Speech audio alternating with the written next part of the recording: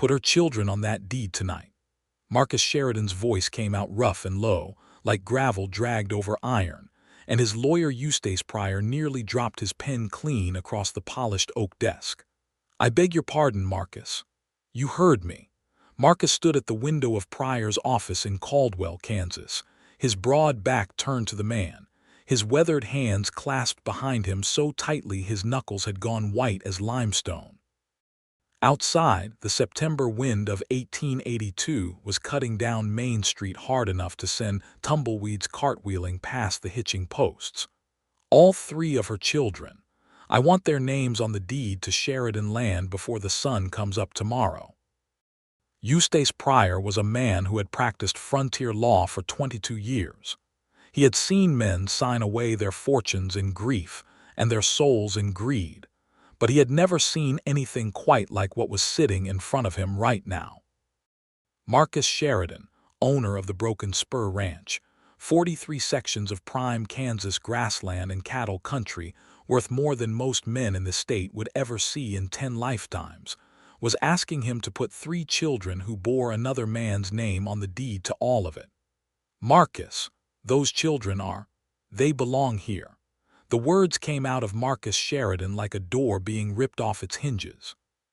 He turned from the window then, and Eustace could see it all, the storm in those dark eyes, the exhaustion carved into the lines around his mouth, the desperation that the man was fighting to keep from showing.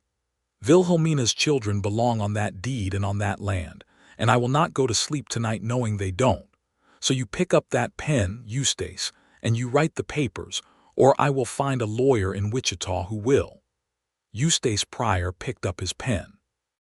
But to understand why Marcus Sheridan was standing in that lamplit office on a cold September night, giving away half of everything he owned to children who were not his blood, you have to go back to the beginning of that summer, to the day a wagon broke down at the edge of his south pasture and changed the entire course of his life. It was the 3rd week of June, 1882, and the Kansas heat was already merciless.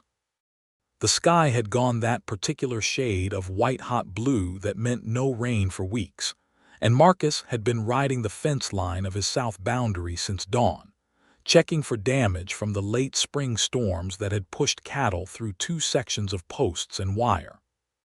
He was 41 years old that summer, a widower of 6 years, a man who had built the Broken Spur into something that mattered and had done it alone since his wife Catherine had died of a fever that swept through Sumner County in the winter of 1876. He was not bitter, exactly. He was simply settled into a life that had no softness left in it. He saw the wagon first because the mule was standing wrong, head down, one leg favoring, which meant whatever had happened had been recent and bad. He pushed his horse, a dark bay quarter horse named Ranger, into a lope and came up on the scene fast enough to take it all in at once. The wagon had lost a wheel. Not a spoke or a rim, but the whole wheel, which had rolled off and come to rest in the tall grass about 15 feet from the road.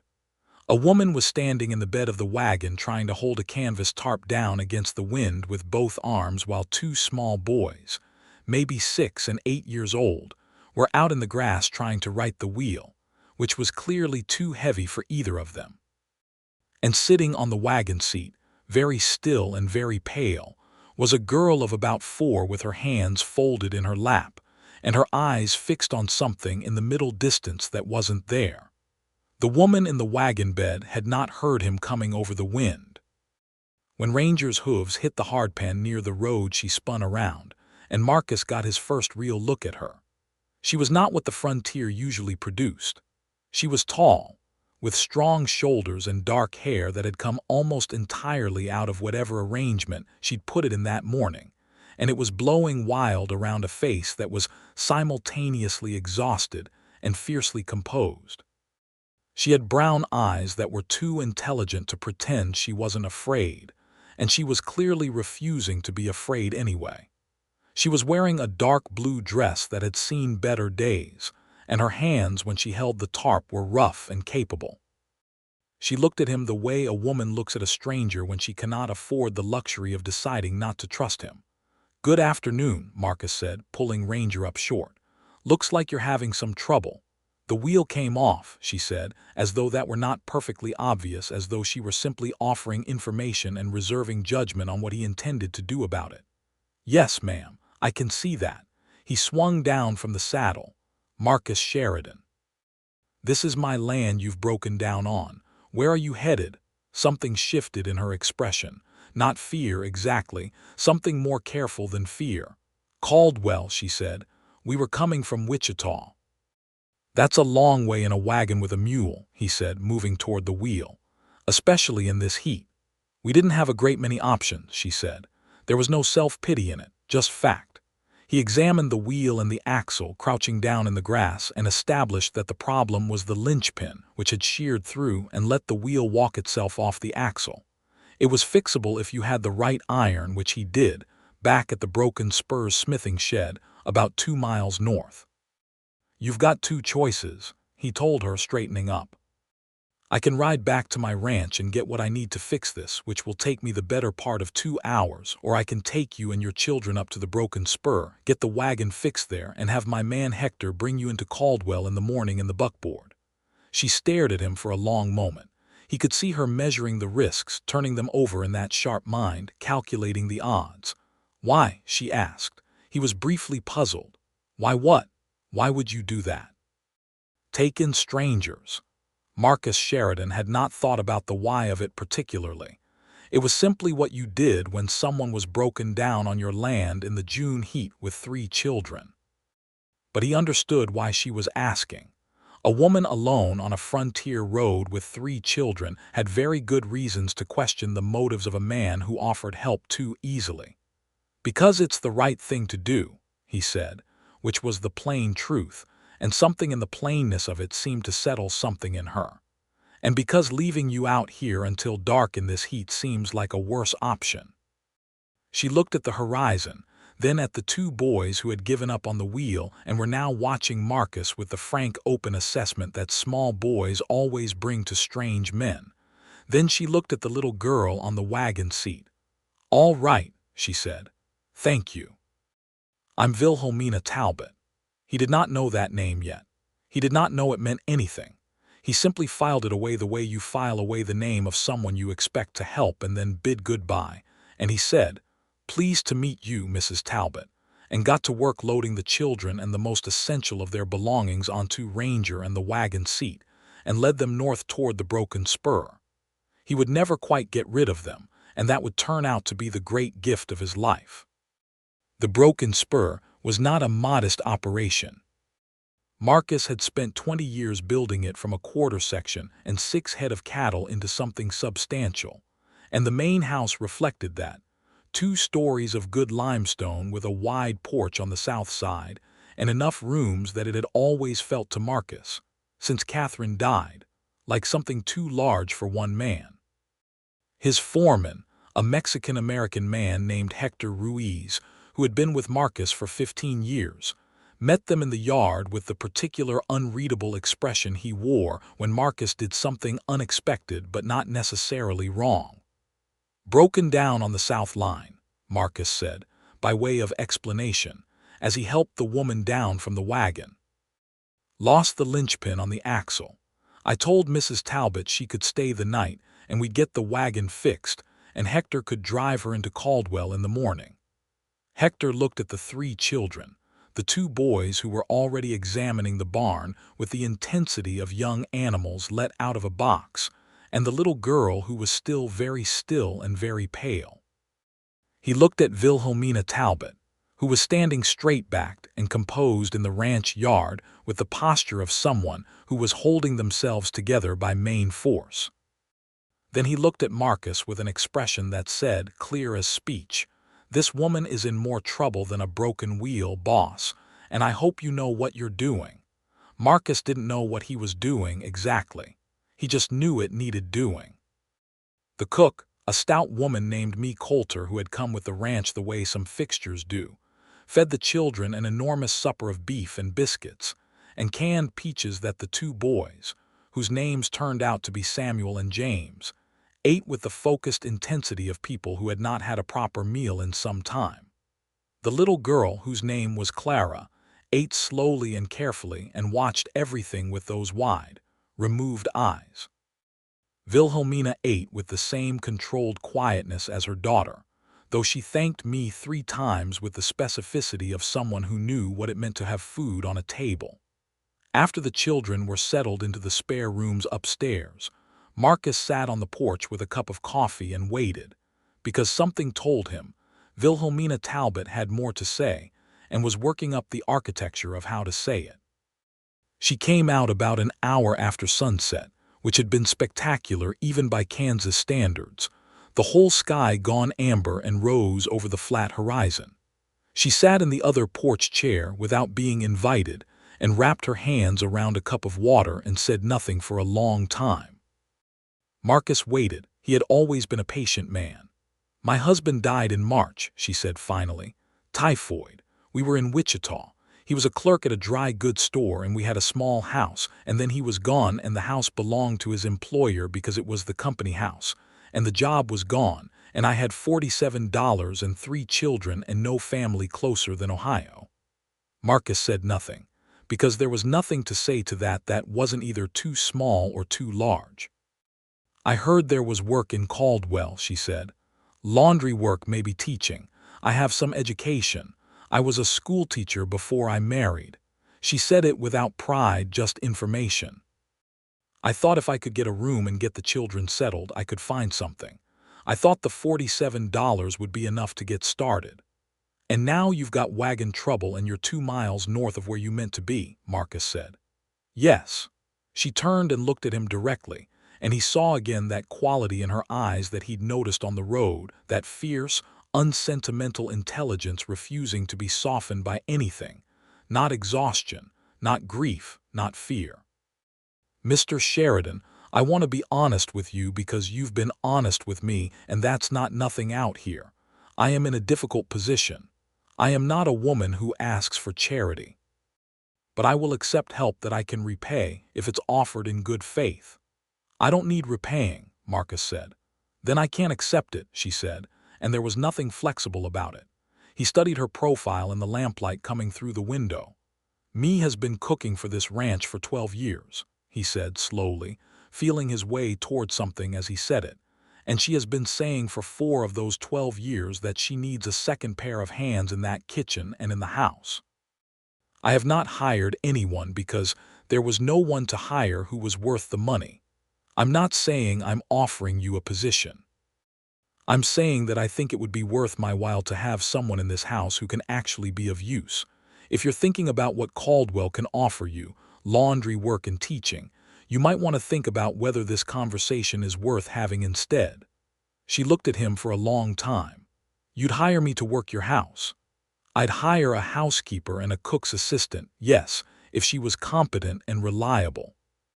And if she had 3 children who needed somewhere to be, there are rooms in this house that have been empty for 6 years. Something shifted behind her eyes. Something that was not quite tears but was in the neighborhood of them, though she didn't let it go anywhere. "That's a very large offer for a man who met me 2 hours ago." "It's not entirely selfless," Marcus said. "I am badly in need of decent management in this house, and me will tell you the same." "Me already told me," Wilhelmina said, and something about the way she said it made the corner of his mouth move, which was the closest Marcus Sheridan generally got to smiling. She stayed. Not that night exactly, and not because of any single decision made on a porch in the dark. She stayed because the next morning, when Hector had the wagon wheel fixed and the mule rested and was ready to drive her into Caldwell, Wilhelmina Talbot stood in the ranch yard with the 3 children around her and thought about $47 and an unknown town and 3 pairs of eyes looking up at her. And she turned to Marcus Sheridan, who was standing by the fence with his coffee, not pressing, not suggesting, just being available, and she said, "I'd like to know more about what you're actually offering." They talked for 2 hours in the kitchen while me pretended to be busy with biscuits, and Samuel and James disappeared with Hector into the barn, drawn by the horses like iron filings to a magnet. Little Clara sat at the kitchen table with a piece of paper and a stub of pencil and drew things very carefully, a horse, a tree, a house with a door in it. By the time the talk was done, there was an agreement. Wilhelmina would manage the household, assist me in the kitchen, help with accounts and correspondence, which Marcus hated with an intensity he'd never been able to articulate, and work towards some form of informal schooling for the children during the days. In return, she would have the 2 rooms at the north end of the house, a small salary paid monthly, and full board for herself and her 3 children. It was a business arrangement. Both parties said so clearly and meant it. Marcus told himself that it was simple practicality, and for the first month or so, he almost believed it. The summer of 1882 transformed the broken spur in ways that Marcus had not anticipated and could not have planned for. Wilhelmina Talbot was, it turned out, one of those people who carries order with them the way other people carry noise, and within 2 weeks the house had a system to it that it had not had in years. The accounts she organized with a neatness that actually made Marcus, who was not an emotional man, feel something close to gratitude. The correspondence she handled with a precision and a voice that was both direct and graceful, which was exactly what the ranch's business dealings required. Me Coulter, who had spent 4 years trying to manage a house that was too large for one pair of hands, attached herself to Wilhelmina with the loyalty of a woman who has finally been given the tools she needed to do her job properly. And the children. The children were the surprise that undid Marcus Sheridan slowly and completely, the way the Kansas River undoes a riverbank, not all at once but so steadily you do not notice until the ground has shifted entirely. Samuel was 8 and had the focused, methodical mind of a boy who wanted to understand how everything worked.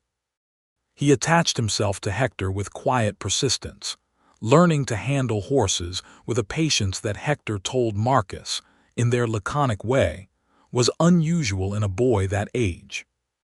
James was 6 and a storm of energy and invention, always building something in the barn out of scraps, always arriving at meals with unexplained substances on his hands, always asking questions that took 3 times as long to answer as they took to ask.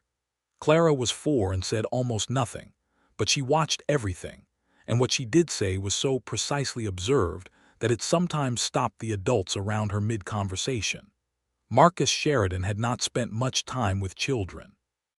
He and Catherine had not had any, a grief they had carried quietly and together, and after her death the idea of children in the house had become something he did not let himself think about.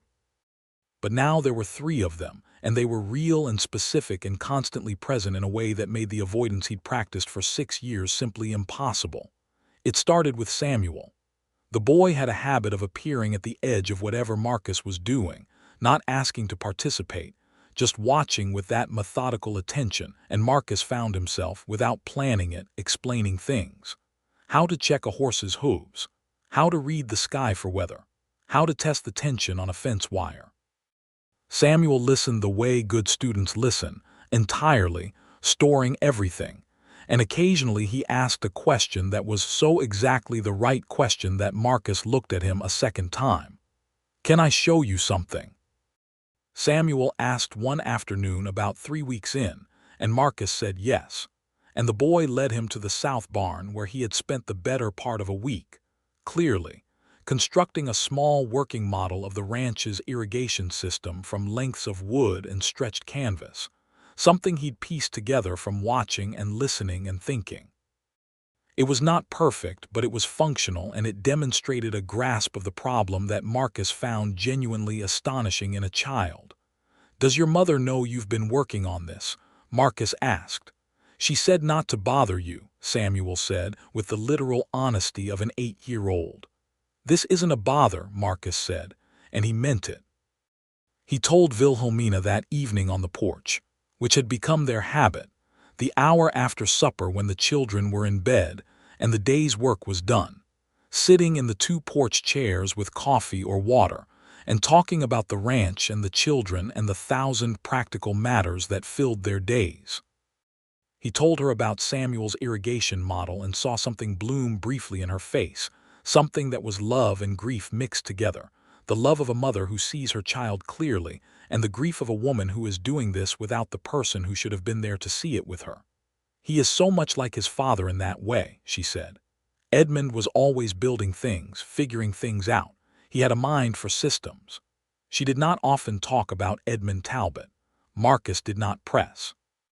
But when she did, he listened, because whatever Edmund had been, he had made these three particular people, and these three particular people were, Marcus was beginning to understand, the most interesting thing that had happened to his life in a very long time.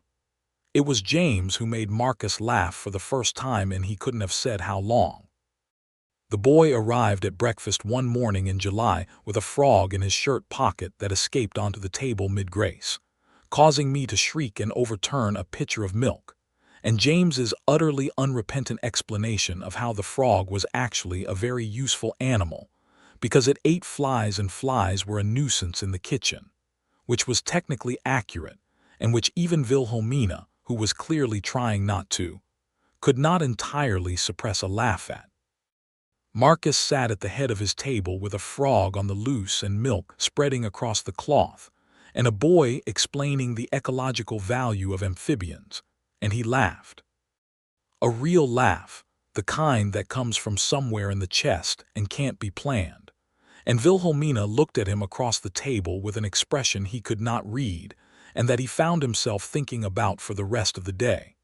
Clara was the one who changed things irrevocably, though it was not dramatic when it happened. It was a Wednesday afternoon in late July, and Marcus was sitting at the desk in the study going over cattle records, and Clara came in without knocking, which she sometimes did, and set a piece of paper on the desk in front of him without a word. He looked at it. It was a drawing in pencil of the main house. The house was careful and detailed, with the porch and the window and the door, and standing on the porch were two figures, one tall and one small, and between them was a small flower, very precisely drawn. Under the drawing, in the careful wavering letters of a 4-year-old who was learning to write, it said, "Home." Marcus Sheridan sat at his desk and looked at that piece of paper for a long time after Clara had padded back out of the room. He felt something crack open in his chest, not painfully, but inevitably, the way ice cracks in the spring, the way you know that what has been frozen solid is beginning to move again, whether you are ready for it or not. He folded the drawing and put it in his breast pocket, and it stayed there for 3 days. Wilhelmina noticed. She noticed most things, but she noticed that particularly, because on the 3rd day he was still absent in some way, thinking about something that wasn't the fence line or the cattle count. And that evening on the porch she set down her coffee and said, without preamble, "What are you thinking about?" He thought about lying and decided against it. He reached into his pocket and set Clara's drawing on the arm of her chair. She picked it up and looked at it, and he watched the same crack open in her face that had opened in his chest. She pressed her lips together and looked at the drawing a moment longer and then set it down carefully and said, "She doesn't say much, but she says the important things." "Yes," Marcus agreed. There was a long silence, not uncomfortable, the kind of silence that has something living in it. "Marcus," Wilhelmina said, and it was the first time she'd used his given name without the formality of Mr. Sheridan preceding it, and they both noticed. "I want to ask you something directly." "All right." "What is this?" She gestured, not at anything specific, just at the space between them, at the porch, at the house behind them, at the general arrangement of their lives. "What are we doing here?" "Because I think I need to understand what this is for my own sake, for the children's sake." Marcus looked at the darkening sky over his land, at the last violet edge of the sunset over the western horizon, and he thought about Catherine, and he thought about the 6 years of silence in this house, and he thought about a woman in a wagon bed holding a tarp against the wind with both arms. "I don't entirely know," he said, which was the most honest thing he could have said. "I know that this house is better with you in it than it was without you. I know that I have been looking forward to this hour on this porch every day for 6 weeks. I know that your children have made this ranch feel like something is happening on it again instead of just being managed." He paused, And I know that I am being careful because I think you have been through enough to deserve someone who is careful." Wilhelmina looked at him for a long time. "I am not fragile," she said. "No," he agreed. "You are the opposite of fragile, but that doesn't mean you don't deserve careful." Something shifted in her face. Something opened just slightly, like a window cracked against the heat. "Edmund was a good man," she said quietly. "I want you to know that. He was not a great man or a remarkable man, but he was good and he was kind and he loved us. I am not in a hurry to replace him. I am not looking for a replacement." "I am not offering to be a replacement," Marcus said. "Then what are you offering?" He thought about it. "Something new," he said, "if you decide you want it." She said nothing more that evening. But she did not go inside either, and they sat on that porch together until the stars came all the way out, and the coyotes started their conversation somewhere in the south pasture, and the silence between them was warm and full of something that had not been named yet but was already real. The threat came in August, 14 months after Edmund Talbot had died of typhoid in a rented house in Wichita. His name was Gerald Crane, and he was Edmund Talbot's older brother, and he arrived at the Broken Spur on the first Tuesday of August in a hired buggy from Caldwell with a lawyer at his side and papers in his hand, and the particular posture of a man who believes he holds all the cards. Marcus was in the south pasture when Hector sent Samuel running to fetch him, which told Marcus the matter was urgent. He came back to the ranch yard to find Wilhelmina standing on the porch with her arms crossed and Gerald Crane on the steps below her, and a thin man with a briefcase standing in the yard looking uncomfortable. Gerald Crane was perhaps 45, heavy through the shoulders, with a red face and small eyes and the air of a man who had spent a lifetime being slightly more important than the people around him and slightly less important than the people above him, and who found this arrangement intolerable. He looked at Marcus approaching across the yard and dismissed him in about 2 seconds as a hired hand. "Mrs. Talbot," he was saying, "this is not a conversation that benefits from an audience. I am merely here to discuss what is owed." "There is nothing owed," Wilhelmina said, and her voice was absolutely steady. "Edmund left no debts to you." "He left my mother's money unreturned," Gerald said. $1,200, Mrs. Talbot, which my family loaned to Edmund in good faith when you were married, which he promised to repay, and which I now require returned as a condition of—" "A condition of what?" Wilhelmina said. Gerald's small eyes moved to the children who had appeared behind Wilhelmina in the doorway, Samuel very still, James wide-eyed, Clara pressing against Wilhelmina's skirt. Something in his expression shifted, not into anything warm but into something calculated. "My mother is requesting guardianship of the children," he said. "As their closest surviving paternal relatives, the Crane family has legal standing to petition the court for custody, particularly given the circumstances in which you find yourself." Marcus came up the porch steps. Gerald Crane registered him finally, taking in the size of him, the set of his jaw, and revised his assessment from hired hand to something worth more attention. "Who are you?" Gerald demanded. "Marcus Sheridan," Marcus said. "This is my ranch. Those are my employees and their children, and you are on my porch without an invitation. State your business plainly or get in your buggy." The lawyer in the yard cleared his throat. "Mr. Sheridan, I am Preston Hoyt, an attorney from Wichita. My client's position is straightforward. The Crane family believes that Mrs. Talbot, as a widow without property or settled income, is not in a position to provide adequate care for 3 children. They are prepared to petition Sumner County Court for emergency guardianship. She has settled income and a position," Marcus said. "She is employed by this ranch and is resident on this property." "A domestic position," Hoyt said carefully. "Which is a great deal more than being dragged back to whatever situation Gerald Crane is offering," Wilhelmina said, and her voice had gone to something cold and very precise. "I know what your mother's household looks like, Gerald. I spent 3 years watching Edmund try to leave it." Gerald's face went a shade redder. "The children are mine," Wilhelmina said, and there is nothing wrong with my circumstances that would give any court cause to remove them from me."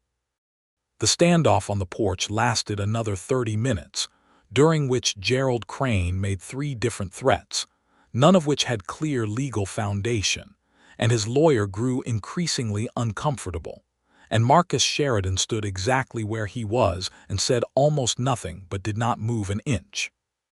Finally, Gerald got back in his hired buggy, but not before saying, loud enough to carry, that he would be speaking to Judge Calloway in Caldwell about the situation, and that a widow living on a bachelor's ranch was not exactly a picture of propriety.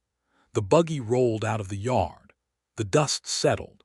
Wilhelmina went inside without a word, and Marcus heard the door to the kitchen close behind her. He gave her 20 minutes. Then he went to the kitchen. She was at the table, her hands flat on the wood, her back to him. Me was very busy in the far corner of the room, being as invisible as a stout woman in a kitchen can manage. "Wilhelmina," Marcus said. "I am fine," she said without turning. "You are fine," he agreed.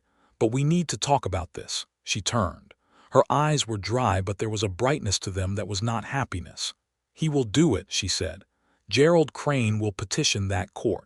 He doesn't want the children, he never wanted the children, but if he can use them to force me to pay back money that was never legally owed, he will do it. He's that kind of man." "I know the kind," Marcus said. "What I cannot stand," she said, and her voice broke just slightly, not into tears but into something fiercer, "is that he might succeed.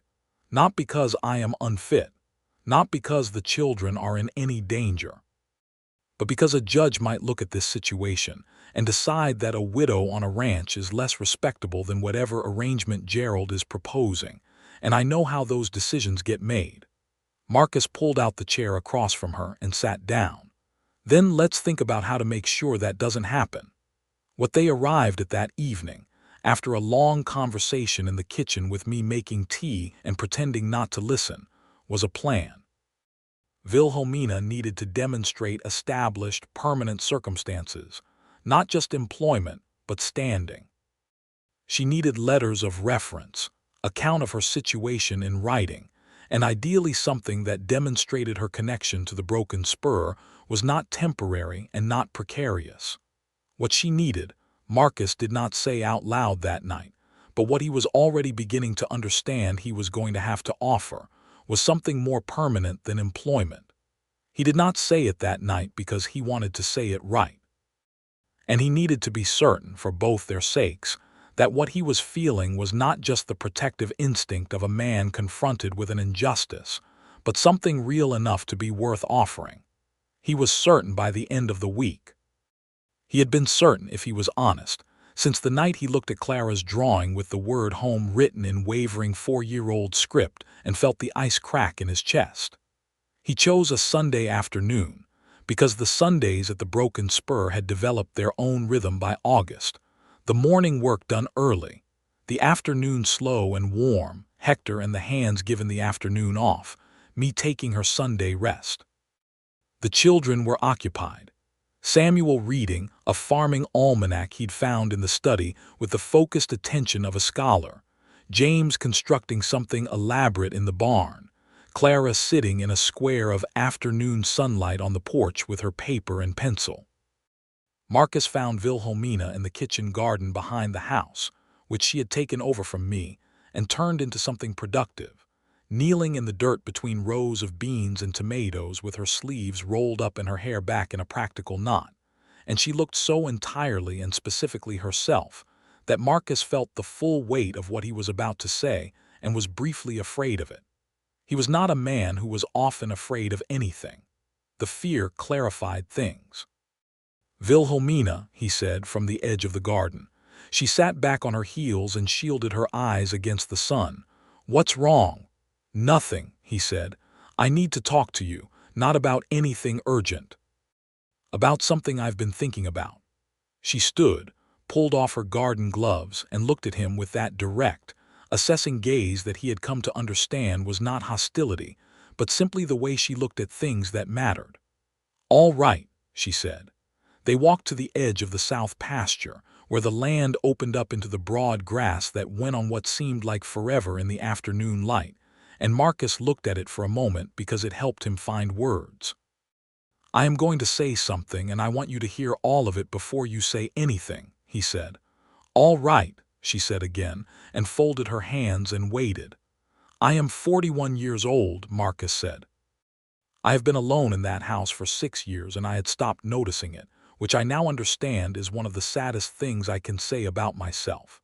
In the 2 months since you came here, I have noticed it every single day in the best possible way, which is to say I've noticed that it isn't true anymore.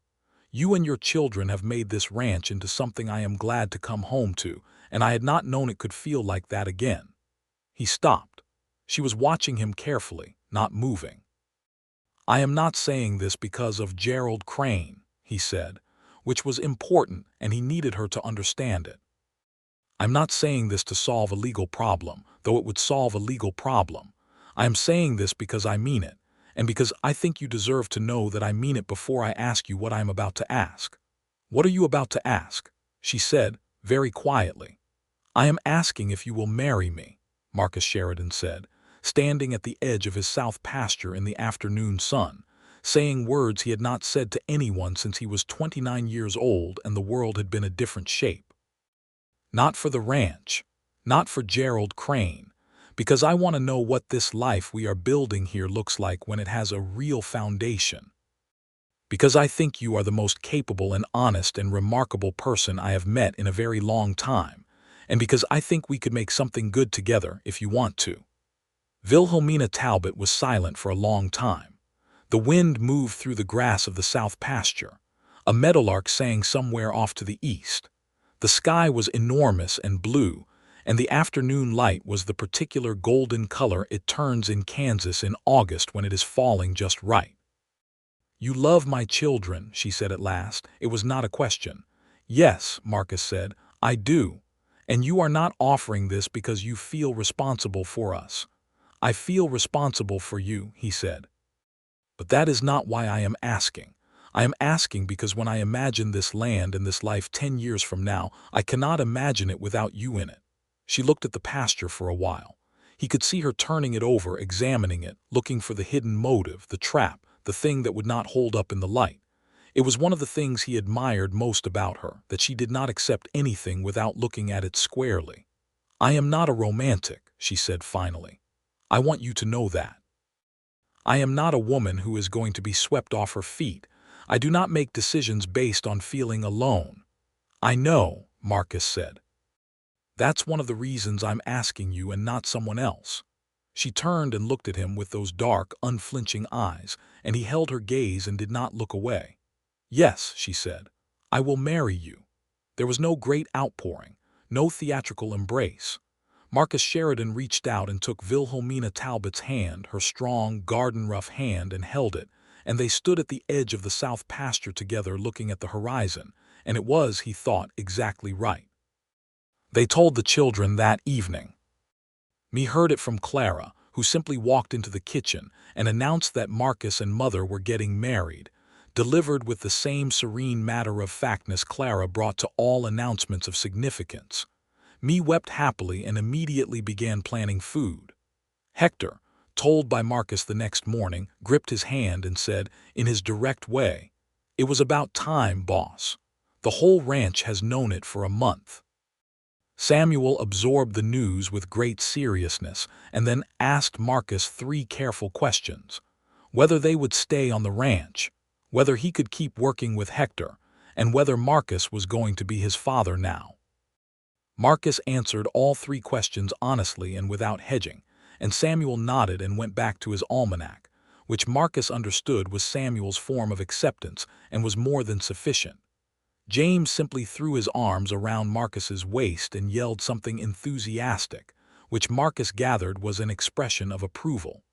Clara drew a new picture, the house with the door, and now 5 figures on the porch instead of 2.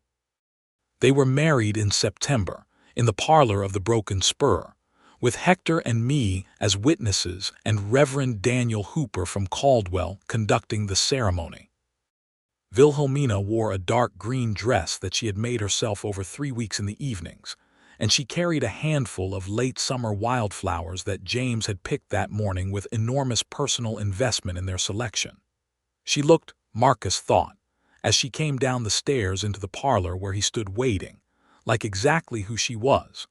A woman who had walked through hard things and had not been diminished by them, but had only been made more clearly herself.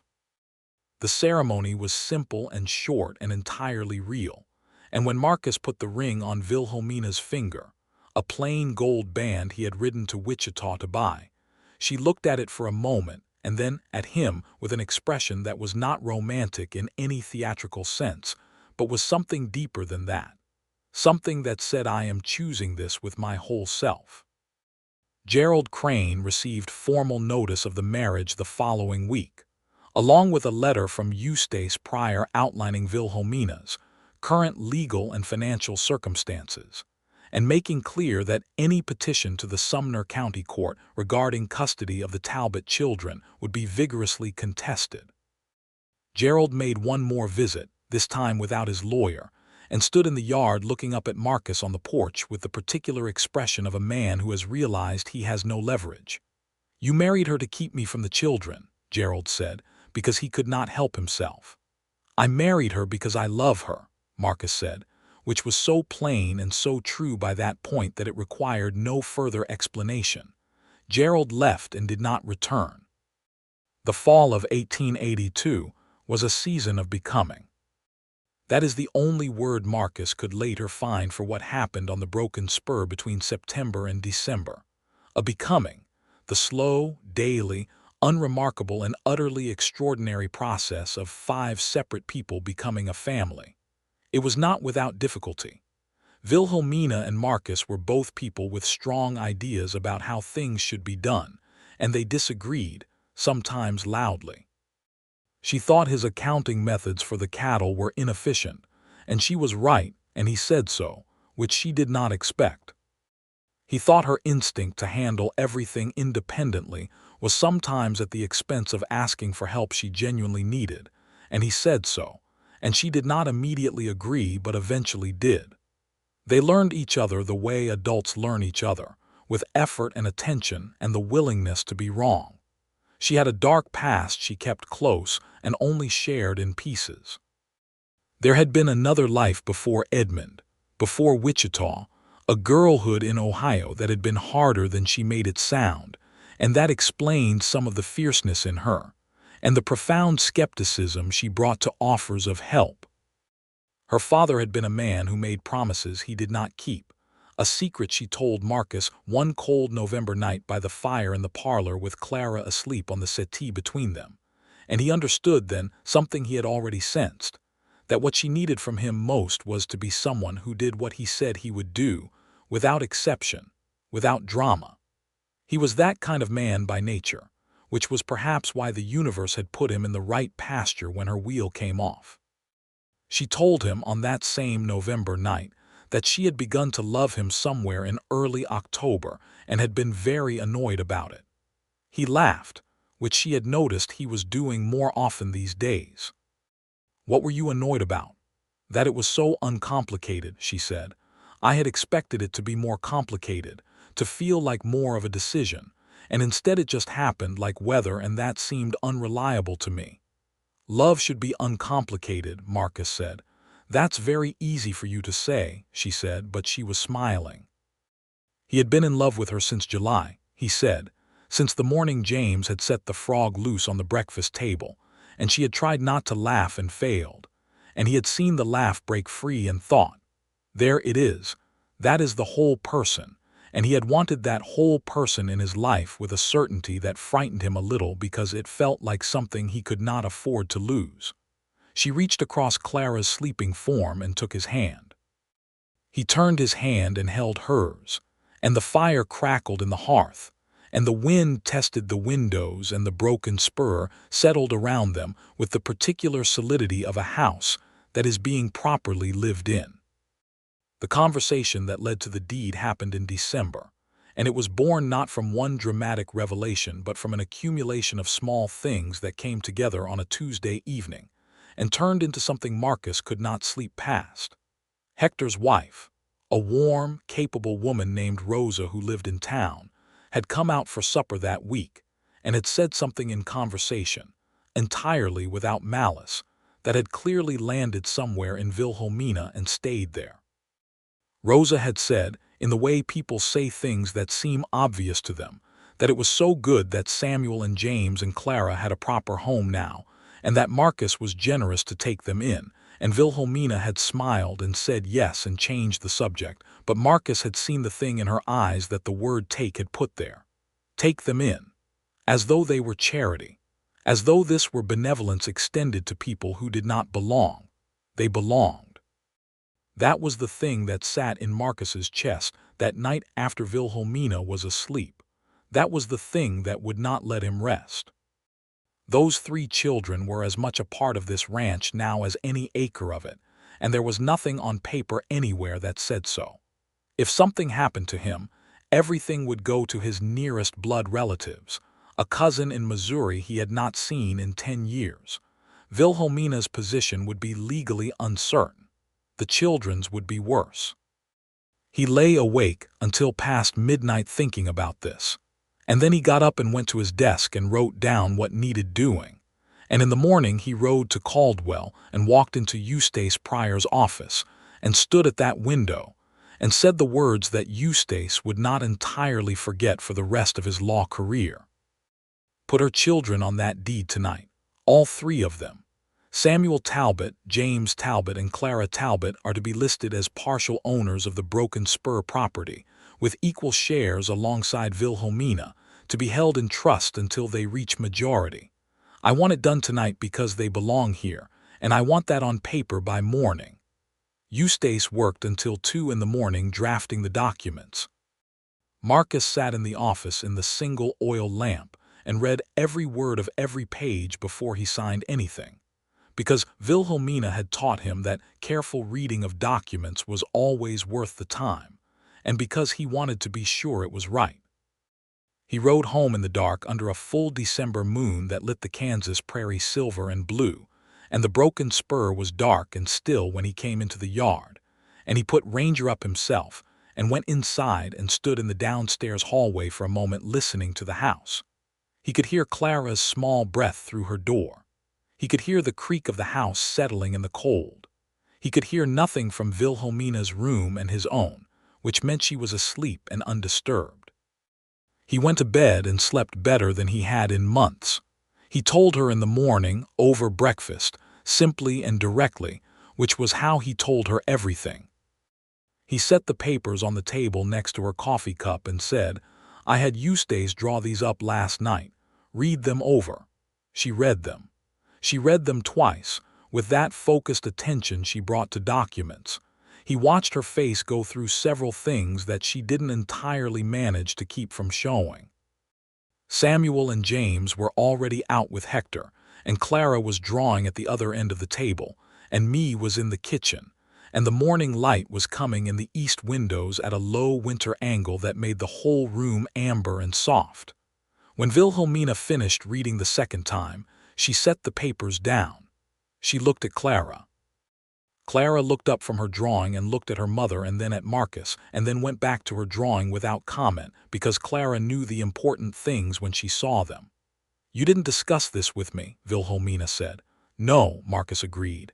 "I didn't, because I knew if I discussed it you would argue, and I didn't want to argue about this. This wasn't a decision that needed 2 opinions. It was a correction that needed making." "A correction," she said. "Those children belong on that deed," Marcus said. "You belong on that deed. You belong on this land, all of you, not as people I took in, as the people this ranch is for." She was quiet for a long time. Clara had gotten up and come to stand beside her mother, and Wilhelmina put an arm around her automatically, that instinctive maternal holding, and Clara leaned into her side and watched Marcus. "You are a very difficult man to argue with," Wilhelmina said at last. "So I've been told," Marcus said. "Because you're usually right," she said, which cost her something to admit and which made his chest warm. "And because you do things from the right reasons." "Always," he said. "With you always." She reached across the table and put her hand on the deed papers, on her own name, and the children's names written in Eustace Pryor's careful script, and she looked at them for a moment. Then she looked at Marcus with those dark, honest eyes that he loved most in the world, and she said, "Thank you," 2 words. But they were the right 2 words, and they were Wilhelmina Talbot Sheridan, who did not say things she did not mean, and he received them accordingly. Clara patted the papers with one small hand and said, "Our house," with complete satisfaction, and went back to her drawing. The winter was the best winter Marcus Sheridan had spent in the Broken Spur since its earliest years, when everything was new and difficult and full of possibility. He and Wilhelmina worked side by side through the cold months, managing the ranch's winter operations, which were substantial, keeping the cattle fed through the December storms, managing supplies, planning the spring cattle drive that would be the ranch's primary income event. Samuel helped wherever he could be useful and was learning accounts from Wilhelmina with a speed that made Marcus genuinely look forward to the future. James managed to befriend every animal on the property, including a particularly difficult mule that no one else could get near, which Hector regarded as something close to a miracle. Clara's drawings covered an entire wall of her room by January, a mural of the ranch in all its seasons and all its people, detailed and specific and full of the particular love that comes from watching something very closely. In February, Wilhelmina told Marcus she was expecting a child. She told him on a Sunday morning before the children were up, in the kitchen while the coffee heated, and she told him in her direct way, watching his face with the careful attention she brought to everything important. She was, he understood, watching for any version of reluctance or concern, any indication that this was not entirely welcome. He crossed the kitchen in 2 strides and pulled her carefully into his arms, and held her there in the early morning quiet, with the coffee heating on the stove and the winter light coming in thin and pale through the window. And he held her long enough that she relaxed against him completely, her hands flattening against his back, her head against his shoulder, the composed and capable Wilhelmina Sheridan simply resting in the presence of someone who was genuinely, completely glad. "Are you pleased?" she asked, muffled against his shoulder. "I am overwhelmed," he said honestly, "in the best possible way." She laughed against his shoulder, soft and real, and he thought, as he thought regularly these days, that her laugh was one of the finest things he had ever encountered. The spring of 1883 arrived early and generous, with good rains in March and April that turned the Kansas grass into a carpet of green that Marcus had not seen in several dry years. The cattle were fat and the pastures were good, and the spring drive was, by any measure, the best financial result the Broken Spur had produced in a decade. Wilhelmina managed the account books through the drive with the methodical precision that had by now made her an absolutely integral part of the ranch's operations, and when the final figures came in, she set the ledger in front of Marcus with a satisfaction she did not try to hide. "We should expand the south pasture fence line," she said, pointing at the figures, "and hire 2 more hands. The ranch is profitable enough to support it, and you're understaffed for the size of the operation." "Yes," he agreed. "You're right on both counts." "I know," she said, then catching his expression, "I am not gloating, I am simply confirming." "Of course," he said. She was showing visibly by May, the baby making itself known with a roundness that seemed to Marcus, from the outside, to suit her exactly, as though she were even more entirely herself in this fullness.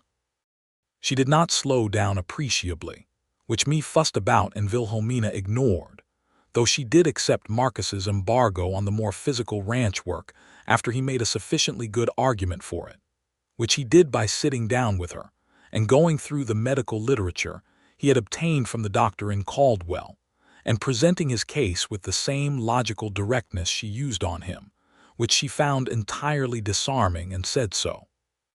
The children were spectacular about the approaching baby. Samuel researched childbirth in the almanac, which was not particularly illuminating but was very Samuel. James decided the baby would definitely be a boy, and would need to be taught certain essential skills immediately upon arrival.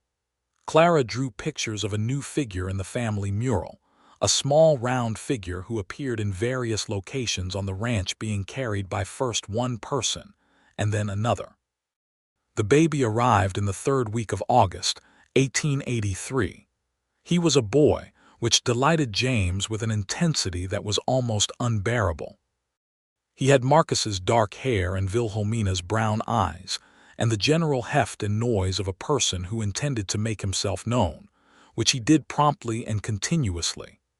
They named him Edmund Marcus Sheridan, which was Wilhelmina's idea, and which Marcus accepted with the understanding that Edmund Talbot, whatever else he had given the world Samuel and James and Clara, and that was worth honoring. James, who had been the most certain about the boy, took one look at his new brother and announced that they would call him Ned, which was not any diminutive of Edmund that Marcus had ever heard, but which everyone adopted immediately because James's certainty about these things was, by this point, understood to be generally prophetic.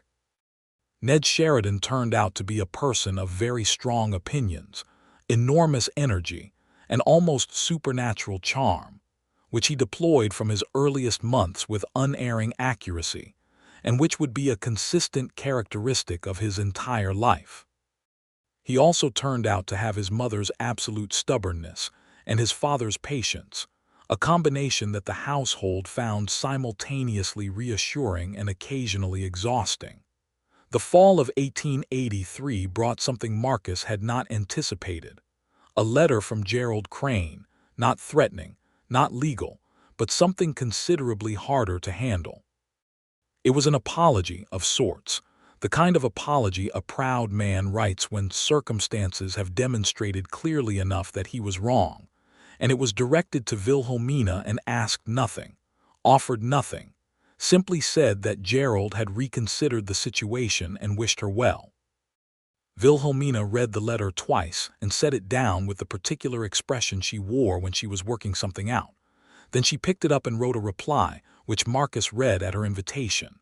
It was gracious and measured and left a door open that did not need to be walked through, and it was, he thought, exactly right.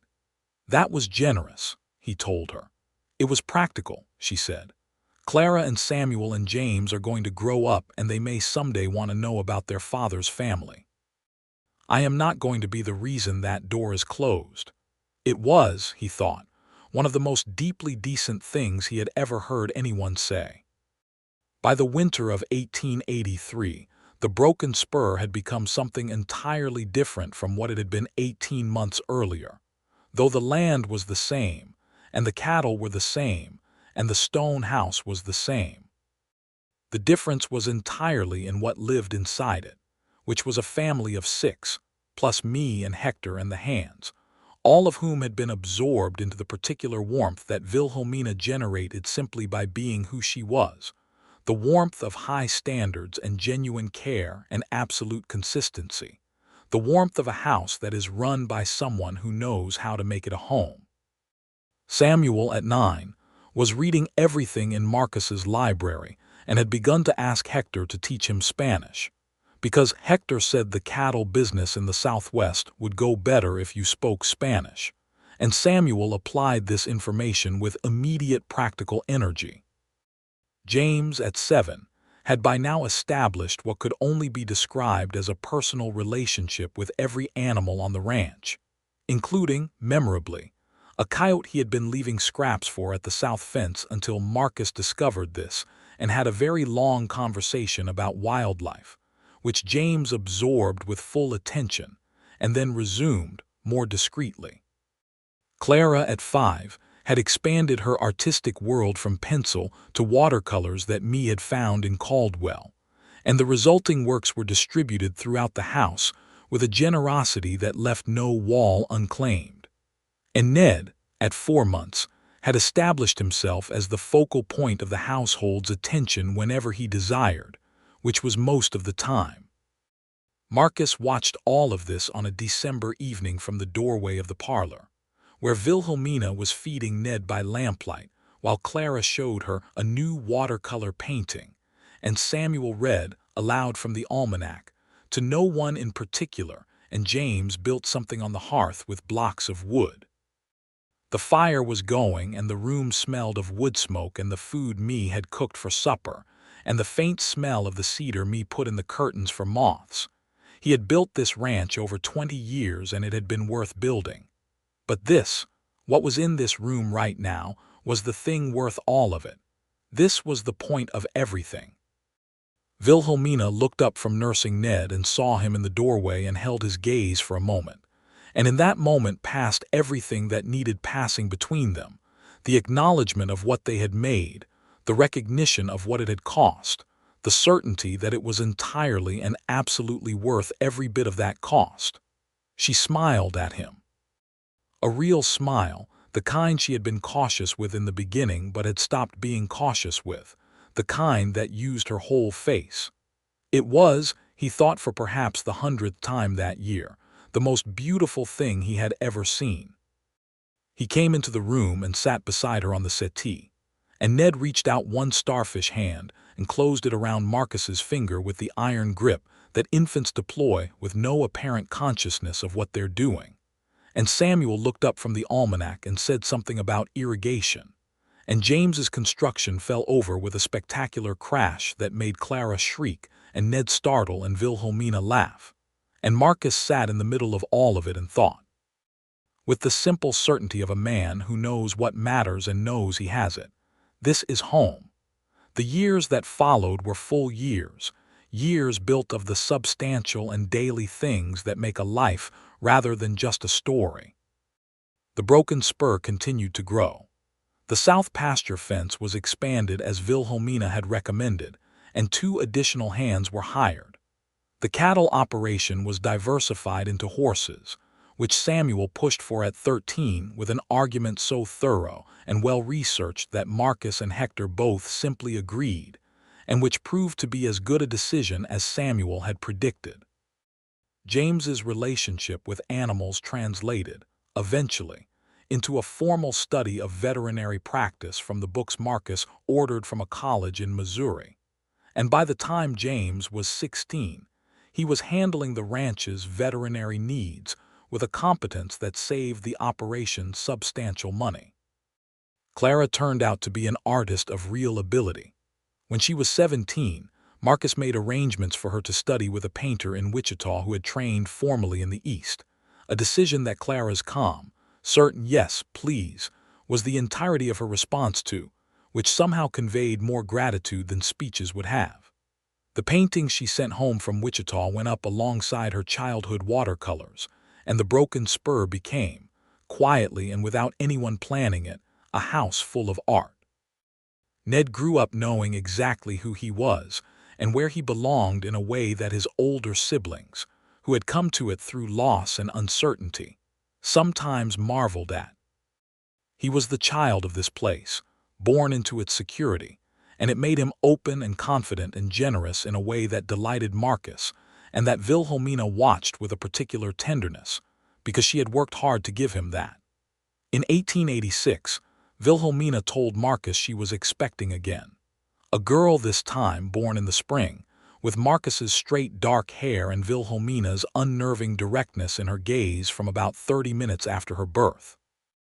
They named her Catherine Rose Sheridan, Catherine for Marcus's first wife, Rose for no reason except that it suited her, and she was born into a household so thoroughly full of love that she seemed from the beginning to simply swim in it like a warm current. The deed remained. Eustace Pryor framed a copy of it, the original document from that December night of 1882, and it hung in his office as a reminder of the kind of law he liked to practice when he had the chance. Samuel, James, and Clara Talbot remained on the broken spur deed alongside their mother and their stepfather, and when they came of age their shares were confirmed and formalized. And when Samuel at 21 said, carefully and seriously, that he wanted to stay and run the ranch with Marcus, the confirmation of that share was the moment that made both of them incapable of speech for about 30 seconds. Marcus and Wilhelmina celebrated their 10th anniversary in September of 1892 with a supper that me cooked, and that turned into something larger than intended, as events at the Broken Spur tended to do. Hector and Rosa came. Reverend Hooper, older and whiter now, came and sat on the porch and told Marcus he had never performed a ceremony he felt better about. Samuel was 20 and home from the short spell in Wichita learning commercial cattle business he'd insisted on, and he was already unmistakably the next generation of the Broken Spur. James was 18 and had begun corresponding with a veterinary college in Missouri about a formal course of study. Clara was 16 and full of art and quiet and the particular stillness that had always been hers, which contained in it now a depth and beauty that made people look twice. Ned was 9 and an absolute force of nature. Catherine, at 6, had begun painting alongside Clara with a fearlessness that Clara found both alarming and wonderful. Marcus stood on the porch that September evening with the party inside behind him, the lamplight and the laughter and the voices of people he loved filling the house he had built. And he thought about the June afternoon 11 years ago when he had ridden down to the south fence and seen a wagon with a wheel off and a woman with her arms up against the wind. He thought about the hidden motive he'd had, which was not hidden from himself. From the moment he saw her, he had wanted her in his life. He had not admitted it until August and not acted on it until later still, because he was a careful man and she was a woman who needed careful. But the truth was that the practical offer and the patient waiting had all come from the same source, which was that Wilhelmina Talbot in a wagon bed in the Kansas heat was the most vital and particular person he had ever encountered, and he was not about to let her get back in that wagon and disappear. The door opened behind him and she came out, a cup of coffee in each hand, and gave him one and stood beside him looking at the dark prairie. "You're thinking," she said. "I'm always thinking," he said. "You're thinking something specific," she said. "I can tell by your left shoulder," he laughed. "What does my left shoulder do?" "It drops slightly," she said, "when you're being reflective rather than practical." He turned to look at her. 10 years of Kansas weather and 10 years of children and 10 years of running a ranch with him had put some silver in her dark hair and some permanent sun in her skin, and she looked, he thought, like someone who had become exactly what she was always meant to be. Not in spite of the hardship and the loss and the uncertainty, but including all of it, shaped by all of it into someone who knew herself and her life completely. "I was thinking about the south fence," he said. "June, 1882. It was quiet for a moment. "That mule was furious," she said. "The mule had reason to be." "I was furious too," she said. "About the wheel, about everything." "You were magnificent," he said. She gave him the look she gave him when he said something like that, not dismissive but slightly skeptical, though he could see the warmth behind it. "I was desperate," she said. "You were both," he said. "Desperate and magnificent, both." She was quiet for a moment, looking at the stars coming out over the prairie. Then she leaned, just slightly, against his shoulder, the way she did when she was being affectionate without making a production of it, which was entirely Wilhelmina. "Do you know what I think about sometimes?" she said. "Tell me. That morning in the kitchen when you offered me work, I was trying to find the trap in it, the hidden motive, the catch, the thing that would go wrong. I was certain there was one." "Was there?" he said. "Yes," she said. "The trap was that I fell in love with you, which rather complicated my plans." He laughed, the real laugh that came from the chest, the one she had given him back. He put his arm around her and she turned into it completely, and they stood together on the porch of the Broken Spur under the December stars, and behind them in the house were 5 children of various sizes and temperaments who were all entirely theirs, and the cook who had become family, and the foreman who was already family, and the sound of a life being lived at its full and extraordinary volume. "I love you," Marcus said, which he said to her regularly and meant every single time in exactly the same uncomplicated way. "I love you," Wilhelmina said, which I still find remarkable. "Why?" "Because it is so simple," she said. "I spent a long time waiting for love to be complicated, and it turned out to be the simplest thing. Just the absolute certainty that wherever you are is where I belong." He held her tighter. The prairie wind came off the south pasture, the same wind that had been blowing for 100 years over this grassland, the wind that had pushed through her wagon canvas when he found her. And the stars over Kansas were enormous and cold and beautiful. And the deed on Eustace Pryor's desk with 5 names on it was real.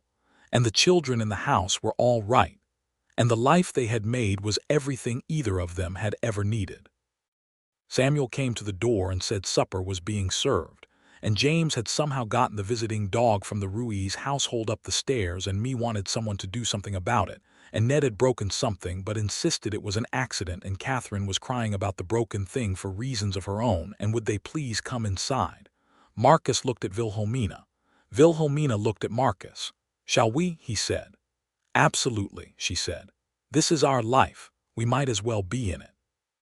They went inside, into the noise and the light and the laughter and the perpetual beautiful chaos of the broken spur at full population, and the door closed behind them on the cold September night, and the stars wheeled on overhead over 43 sections of Kansas grassland that bore all their names, and the ranch was alive with all of them, and it was exactly right, and it was home, and it would be for all the years to come. James did go to Missouri in 1890, and came back 3 years later with a veterinary degree and a wife named Constance, who was from St. Louis and who everyone adored within approximately 45 minutes. Clara came back from Wichita and eventually, in her quiet, certain way, set up a studio in Caldwell and became someone the town pointed to with pride. Samuel ran the broken spur alongside Marcus with a steady brilliance that made the operation into the finest cattle and horse ranch in Sumner County by the end of the decade. Ned grew up to be the kind of man who walked into a room and made it better, which Marcus privately thought was the highest compliment available, and which came, he believed, from being raised by Wilhelmina, who had never in 10 years said a thing she didn't mean or done a thing that was less than exactly right. Catherine painted. She painted the ranch and the sky and the people and the prairie with a passion and precision that was entirely her own, and someday her work would hang in places more formal than the walls of the broken spur, though the walls of the broken spur would always be where it looked most at home. And Marcus and Wilhelmina grew old in the way that good people grow old when they have chosen each other well. Deeply, thoroughly, with the daily accumulation of 20 years of knowing someone so well that their silences are as readable as their speech and their laughter is as familiar as your own heartbeat. They sat on that south porch in the evenings, summer and winter, through the years that followed, watching the cattle in the pasture and the stars coming out over the prairie and the children of their children eventually running in the yard, and they talked about everything and nothing, which is the privilege of people who trust each other completely. The deed remained. It was updated as the years required, as the children grew and married and brought new names into the family, as the ranch expanded and changed, and became what it needed to become in each new decade. But the original was always there, in Eustace Pryor's office behind its glass, the document from that December night in 1882, with Samuel and James and Clara Talbot written in careful script below the names of the man who had stood at the window and spoken from the full certainty of what he knew. They belong here. He had been right. They had belonged there from the first day, from the moment a wheel came off an axle on a June afternoon, and the wind was blowing, and a woman stood in a wagon bed holding a tarp with both arms and refused to be afraid of anything, and a weathered rancher on a bay horse came over the rise of his south pasture and saw her and knew, in whatever wordless way things are known before they can be said, that his life was about to change into something worth all of the years that had gone before it. They belonged. They always had. The deed simply made it official, the way that the truest things in life always need to be said out loud at some point, not because they weren't already real, but because saying them makes them permanent. The broken spur stood. The family grew. The love held, the way the good things always hold when they are built carefully and chosen honestly, and tended with the same faithfulness you bring to any land worth keeping. And in Sumner County, Kansas, in the last years of the frontier that was already becoming something else, the story of the weathered rancher who told his lawyer to put her children on the deed became the kind of story that people told each other on cold evenings, not as a remarkable thing, but as the kind of thing remarkable people do when they are paying attention to what matters. When they look at a family that has walked through fire and is still standing, and they say, without hesitation, these people belong and they make it so.